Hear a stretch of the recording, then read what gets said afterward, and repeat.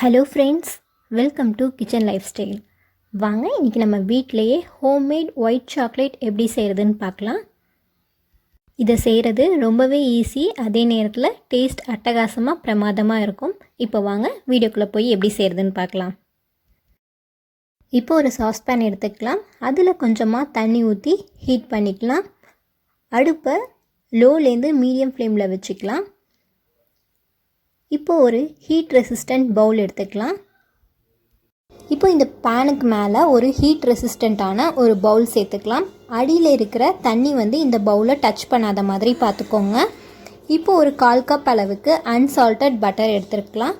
அதை இதுக்குள்ளார சேர்த்துக்கிட்டு இது நல்லா மெல்ட் ஆகிற வரைக்கும் நல்லா மிக்ஸ் பண்ணிக்கிட்டே இருக்கலாம்.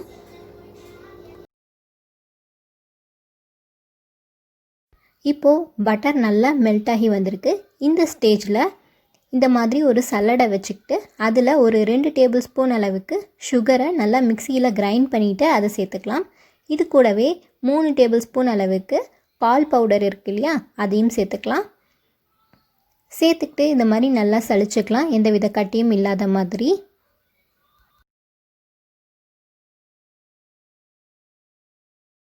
இப்போ இது எல்லாத்தையும் நல்லா மிக்ஸ் பண்ணிக்கலாம். ஃபர்ஸ்ட்டில் கொஞ்சம் பட்டர் அதிகமாக இருக்கிற மாதிரி தான் இருக்கும். பட் நம்ம கொஞ்சம் நேரம் மிக்ஸ் பண்ண ஒரு 2-3 மினிட்ஸ் ஆக இந்த பட்டர் எல்லாம் கொஞ்சம் நல்லா கெட்டியாக ஆரம்பிக்கும்.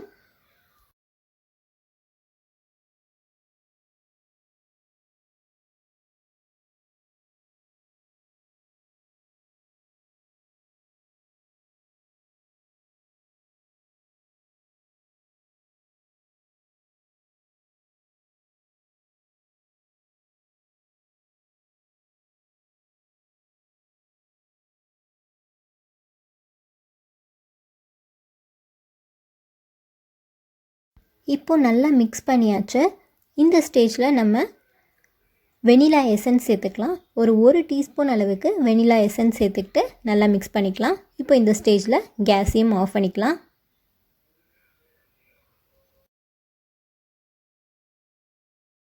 இப்போ இந்த கலவையை நம்ம சிலிக்கான் மோல்டில் சேர்த்துக்கலாம். ஒருவேளை உங்ககிட்ட இந்த மாதிரி மோல்டு இல்லை, சாக்லேட் மோல்டெலாம் எதுவுமே இல்லை அப்படின்னா நம்மளோட ஐஸ் க்யூப் ட்ரே இருக்கும் இல்லையா ஃப்ரீசரில், அதில் சேர்த்துக்கிட்டு ஃப்ரீசரில் வச்சுக்கலாம்.